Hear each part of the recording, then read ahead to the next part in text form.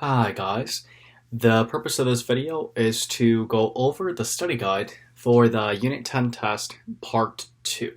Okay, a copy of the study guide has been placed under Modules, Instructional Materials for you. Once again, you can find a copy of the study guide under Modules, Instructional Materials. Okay, alright, question number 1. On the exam, you're going to be given a circle, and I'm just going to make a rough sketch right now, so I apologize if this is not beautiful, okay? Alright, so that was right here, and then I'm just going to make kind of like a rough sketch, so, if it's not perfect, don't blame me. Okay, so basically, right, in order to be able to write the equation of a circle, I need two things. I need to know the center, and I know the radius, all right? The center, I actually know right away just by looking at the circle. The center is right here at -2, 1, so I'm going to write that down, okay? The radius, by contrast, I'm just going to have to count. So if I count over from the center to the circle, it turns out that in this particular case, I think it was 5 units. So I'm going to write r equals 5. Now, on the exam, you're going to have drop-down menus, so you're not going to have to write it freehand or anything, but you will be expected to know how to take the center and the radius and make the equation of a circle, right? The most important thing to remember is that when it's in the equation form, remember it's always the opposite, right, of what it looks like. So if the center in actuality is going to be -2, 1, that means that the equation is actually not going to be x minus 2. It's going to be x plus 2 squared. The same thing for the y's. If it's actually positive in the equation, it's going to look negative. And then on the other side, well, r squared, well, that would just be 25, because 5 squared is 25. So on the exam, you will get 3 points. 1 for getting this correct, a second part for getting this correct, and a third part for getting r squared. All right? So please, please, please bear in mind, you do need to be able, based on the center and the radius, to be able to put it in the equation form. But the only tricky part here is making sure that you remember that the equation has to be the opposite of the center, right? When we go the other way around, it's much easier, all right? But just for right now, just remember that it's the opposite, okay? Now let's take a look at question number 2. This is what we're mostly familiar with, right? Because we all know that when we have the equation of a circle to find the center, we have to look at its opposite. So let's just review that one more time, okay? So question number 2 says x minus 1 squared plus y plus 3 squared equals 4. Okay, so with that being said, let's take a look. To find the center of the circle, right, I would simply look at the opposite of what's right here. So the opposite for -1 would be +1. What do you guys think is the opposite of +3? Well, that would be -3. So that's my center. Over here, careful, this is r squared, right? R squared is 4, so what does that mean that the radius would have to be? The radius would be its square root, which is just 2. All right, so regular, I think that may appear twice on your test. I got to go back and take a look. Honors, I think you only get one question because, let's face it, that's kind of easy, okay? Okay, now this next question is one that will only appear on the honors test. Let me say that again. This next question is one that's only going to appear on the honors test. However, I should say, right, that it is worth knowing because there's a very high probability you will one day see this on a future PSAT or SAT, okay? Now, this is my favorite problem. Well, I have many favorite problems, but this is one of my favorite problems ever, and we did it back at school, if you guys recall, right? But just in case we've forgotten everything we ever learned, let's try it one more time. Okay, so the basic idea is that in order to find the equation of a circle, with this nasty equation right here, I'm going to have to complete the square. And most often, I'm going to have to complete the square twice. once for the x's, once for the y's. Step 1. Let's prepare to complete the square. Oh my gosh. Okay. What exactly did I just do there?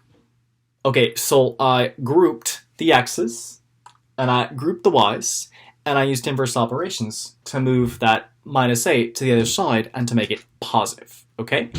Now, I'm going to go get a different marker, just so we have a slightly different color. And now we're going to do the formula. The formula is b over 2 squared.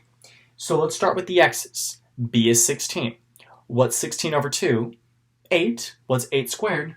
64.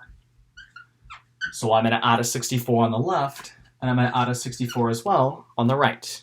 So far, so good. Now, let's complete the square for the y's. Negative 14 over 2, that's negative 7. Well, it's negative 7 squared. 49, right? Okay. So far, so good. So I'm going to factor and factor. Okay. So over here, I get x plus 8 squared plus y minus, what is that, 7 squared? And what does that all equal? 13, 10, 113. Is it 121? I think so. Okay, so there's my equation, okay? But on the exam, what you're going to be asked to do is you're actually going to be asked, most likely, just for the center and the radius, right? So looking at the center, opposite of what it looks like, I would have negative 8, comma, positive 7. And for the radius, you would have to do the square root of the number on the right, right? Because this is r squared. So r would just be, what's rad? 121? 11. Okay. Again, only in the honors test, but still a good thing to know. And for regular, if you haven't tried your extra credit for this week, you'll find that this is actually the extra credit. Hint, hint, nudge, nudge. Okay? So it may be worth your while to get it, to take a look at it. Okay? All right. Next up, the derivation of the Pythagorean theorem. All right? I'm going to do this relatively quickly because we actually did it back at school, so you may actually find it in your notes somewhere if you go back and look. But if you've trashed your notes or they're unrecognizable, okay? The basic idea is this. Here's an XY plane. Here is a circle. Here's the center of the circle. Here is a point on the circle itself, okay? So I'm going to call this point right here h comma k, because that's the nomenclature, or that's the term that's usually used for the center. And I'm going to call this point over here x comma y. And what I'm going to do is I'm going to draw myself a right triangle. Oh my gosh, right triangles, I love them so much, don't I? Okay? But right triangles generally signal my favorite theorem ever, the Pythagorean theorem, right? Okay? So, in this particular case, what I'm going to do is I'm going to try to find an expression that represents this leg. This leg is actually just the difference of x and h, so I'm going to call it x minus h. This leg right here is the difference of y and k, so I'm going to call that y minus k. Now, in Unit 1, we talked about the Pythagorean theorem, a squared plus b squared equals c squared. So, if this is the radius, this is a, this is b, this is c, oh my goodness, suddenly we learn that we can derive the standard equation of a circle simply from the Pythagorean theorem. Okay? So again, that's really all you need to know, right? And it's going to be drop-down menus on the test, so it should be okay. Just make sure that you remember the standard equation of a circle, and make sure you remember that it takes the Pythagorean theorem in order to derive that standard equation. Okay? All right, moving on to question number 5. All right. Once again, if you guys can see this from the study guide, this is an honors-only question. So regular, if you want to, fast forward me a little bit, okay? Or put me on pause or whatever, or mute. Just don't downvote me. We can do that. So question number 5 relies on a very, very simple thing. All right, and that simple concept is substitution or plugging in. What they've given me in this problem is they've given me a center, which is known as an h comma k, right? And they've also given me a point, which is an x comma y.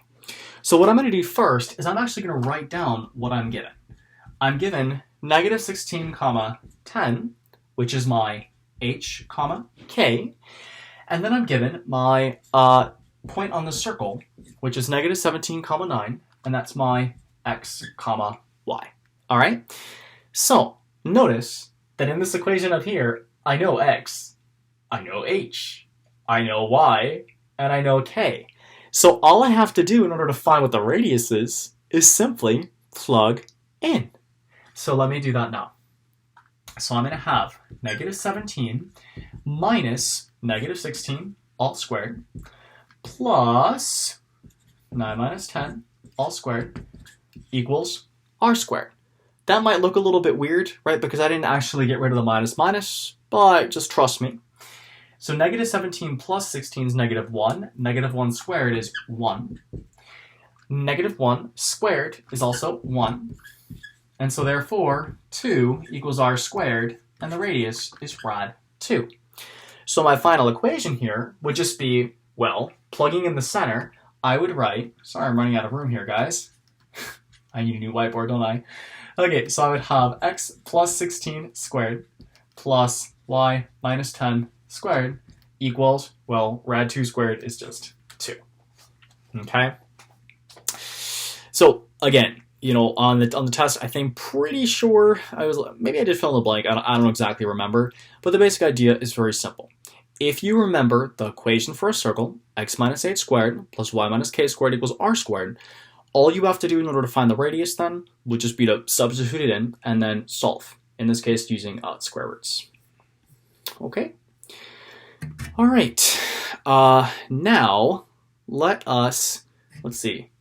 How many more questions? 6, 7, 8, 9, 10, 11. Okay, so here's what I'm going to do. I'm actually going to stop this video for a moment, and because I think the file is going to get pretty big, and then I'm going to make a second video that represents the second part. Okay, so just hold on for just a moment, and I'll start a second video in a moment.